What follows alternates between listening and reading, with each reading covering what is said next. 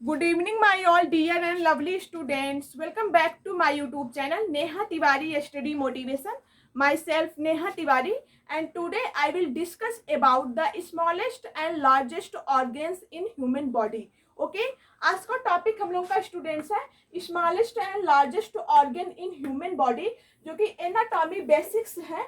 And ये basics जो है, ये की पॉइंट जो है आप लोगों को अच्छे से लर्न होना चाहिए, क्योंकि अगर आप कोई भी एग्जाम की तैयारी कर रहे हो मेडिकल से रिलेटेड, तो ये की पॉइंट्स आप लोगों के लिए बहुत ही हेल्पफुल रहेगा। एंड ये सारी चीज़ें जो आज हम आप लोगों के साथ शेयर करने जा रहे हैं, बहुत ही मतलब कहने का मतलब इतना ज़्यादा इंपॉर्टेंट है कि आपका कोई भी मेडिकल एग्जाम दे रहे हो तो उसमें से 30 से 40% पार्ट जो है एनाटॉमी से रिलेटेड ही पूछा जाता है। तो एनाटॉमी बेसिक्स आप लोगों को अच्छे से लर्न होना चाहिए। तो स्टार्ट करते हैं हम लोग स्टूडेंट्स। तो यहाँ पे देखो लिखा हुआ है कि स्मॉलेस्ट यूनिट ऑफ बॉडी।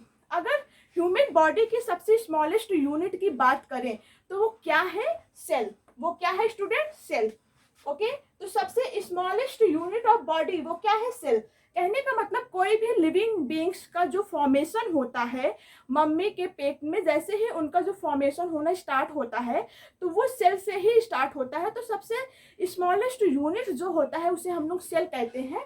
और आपको पता है सेल जो है, सबसे पहले सेल होता है एंड सेल आपस में कंबाइंड होके ग्रुप ऑफ सेल्स जो है आपस में कंबाइंड होके ग्रुप ऑफ सेल्स जाके आपका टिश्यू बनाते हैं, टिश्यू।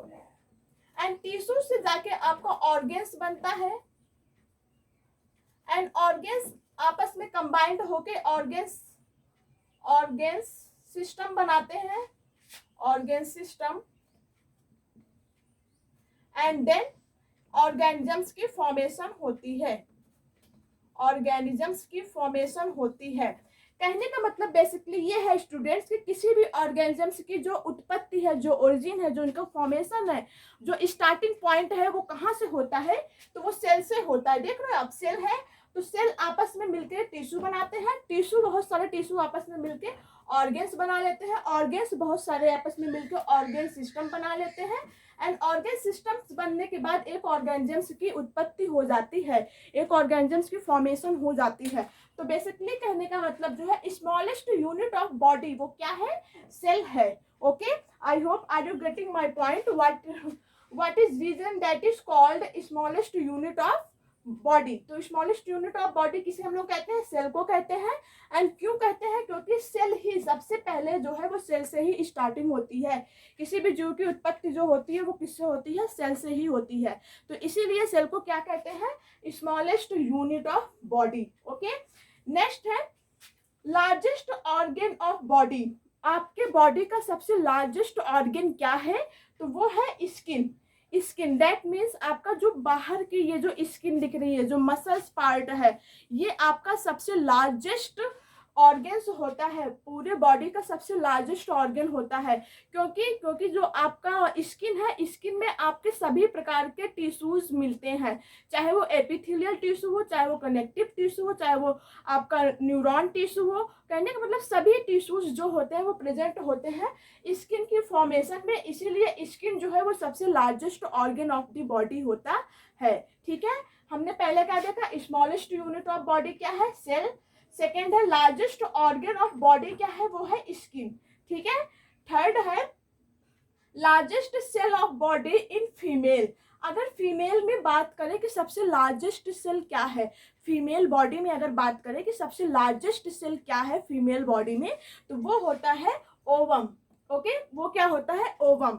एंड नेक्स्ट है लार्जेस्ट सेल इन मेल। अगर मेल में बात करें कि सबसे लार्जेस्ट सेल मेल में क्या होता है, तो वो होता है न्यूरॉन।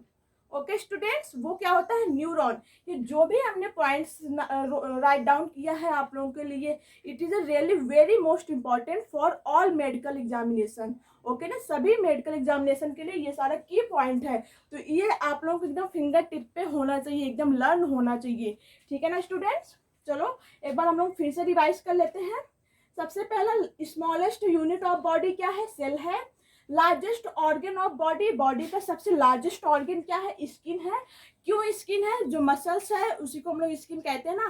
तो ये स्किन क्यों है? क्योंकि इसमें चारों प्रकार की टिश्यूज जो है प्रेजेंट होती है, चाहे वो एपिथेलियल टिश्यू हो, चाहे वो कनेक्टिव टिश्यू हो, चाहे वो आपका न्यूरॉन टिश्यू हो, ठीक है ना। तो सारे प्रकार के टिश्यूज जो होते हैं, जो कि मेनली 4 प्रकार के टिश्यूज होते हैं, वो प्रेजेंट होते हैं in the formation of skin. Okay, इसीलिए इसको क्या कहते हैं? Largest organ of body.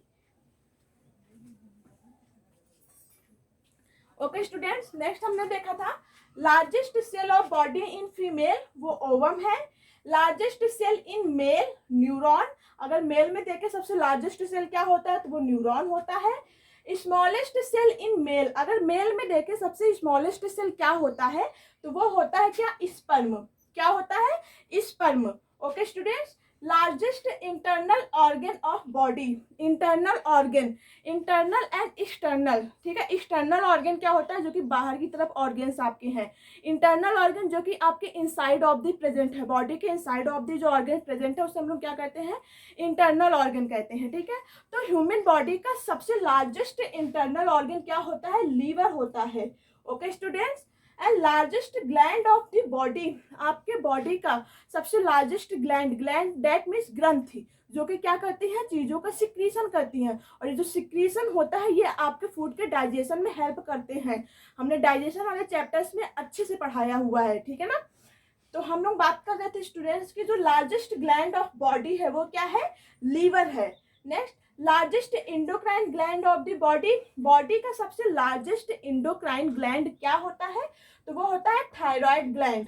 Okay, and largest and strongest bone of body, body का सबसे लार्जेस्ट एंड स्ट्रॉन्गेस्ट बोन कौन सी होती है? ये सारे बच्चों को पता है। जिन बच्चों को पता है वो फटाफट कमेंट सेक्शन में बताना अभी कि largest and strongest bone of body क्या होता है?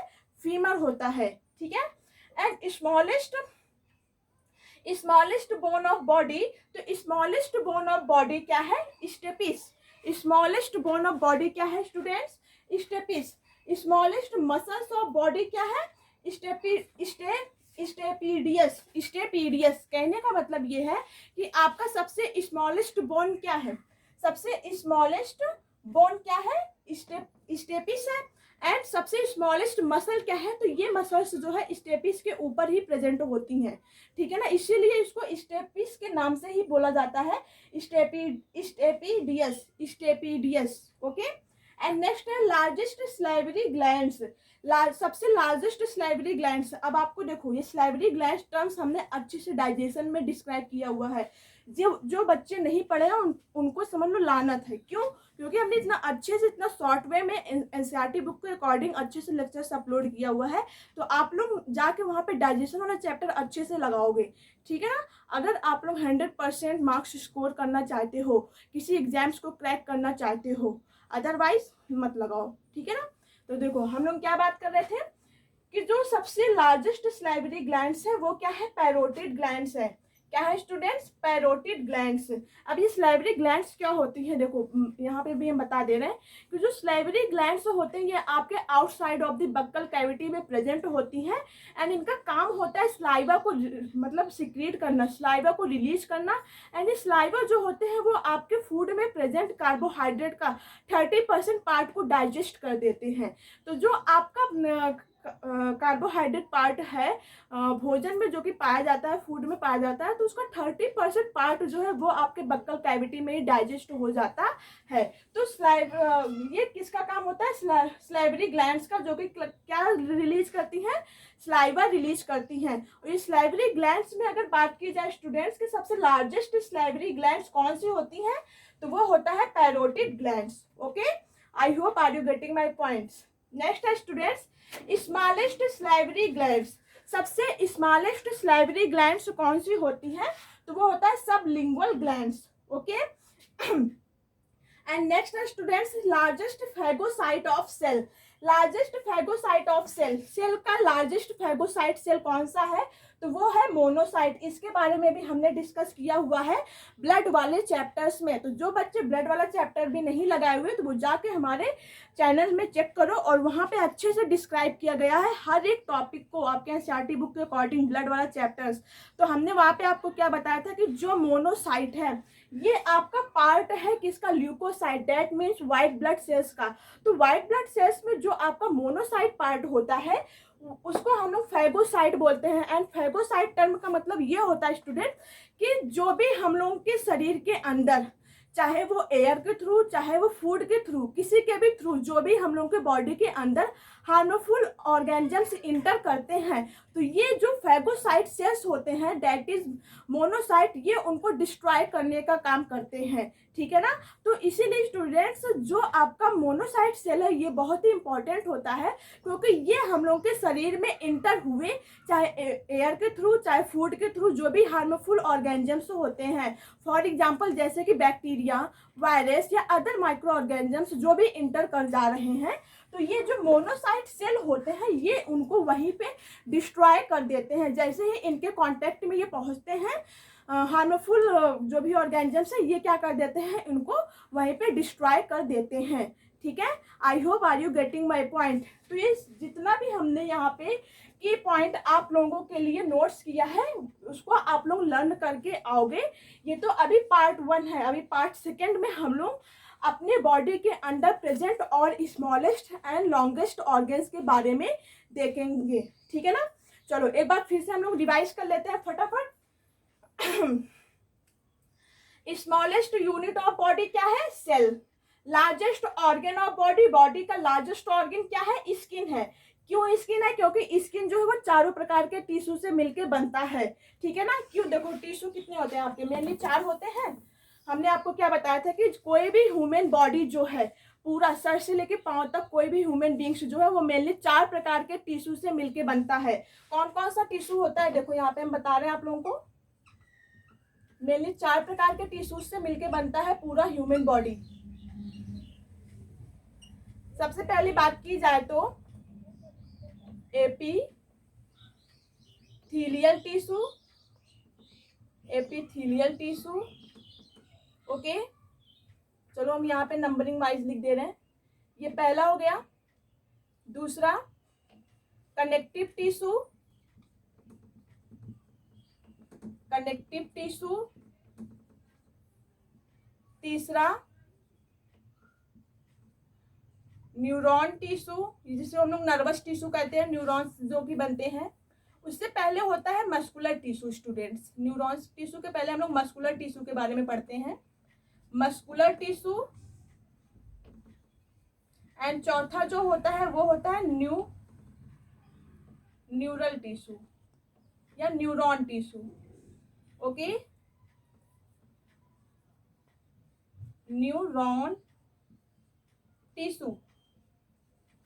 ओके स्टूडेंट्स, तो कोई भी ह्यूमन बॉडी जो है वो मेनली इन्हीं 4 प्रकार के टिश्यू से मिलके बनता है। किसी भी ह्यूमन बींग्स का पूरा शरीर इन्हीं 4 प्रकार के टिश्यू से बनता है, epithelial tissue, connective tissue, muscular tissue and neuron tissue. तो ये जो आपका largest organ of body skin है, इस स्किन को बनाने के लिए ये चारों टिश्यू यूज होते हैं। तो इसीलिए इसको क्या बोला जाता है, largest organ of body. Okay, next है students, largest cell of body in female, ova. Largest cell in male, neuron. Smallest cell in male, sperm. Largest internal organ of body, liver. Largest gland of body, liver. Largest endocrine gland of body, thyroid gland. Longest and strongest bone of body, femur. Smallest bone of body, stapes. And smallest muscles of body, stapedius. And largest salivary glands, parotid gland. Smallest salivary glands, sublingual glands. And largest phagocyte of cell, monocyte. I hope are you getting my point? ठीक है, आप लोग इसको फटाफट screenshot low. And हमारे lectures अगर आपको पसंद आ रहे हो स्टूडेंट्स, तो आप हमारे चैनल्स को सब्सक्राइब कर लो हमारे लेटेस्ट नोटिफिकेशन को पाने के लिए, कम समय में ज़्यादा चीज़ों को गेन करने के लिए, एकदम डीपली किसी भी चीज़ को अच्छे से अंडरस्टैंडिंग करने के लिए। और जितना ज़्यादा हो सके उतना हमारे चैनल्स को आप लोग अदर स्टूडेंट्स के साथ शेयर करो, लाइक करो, कमेंट करो, सब्सक्राइब करो हमारे सपोर्ट के लिए। Okay, thanks all of you.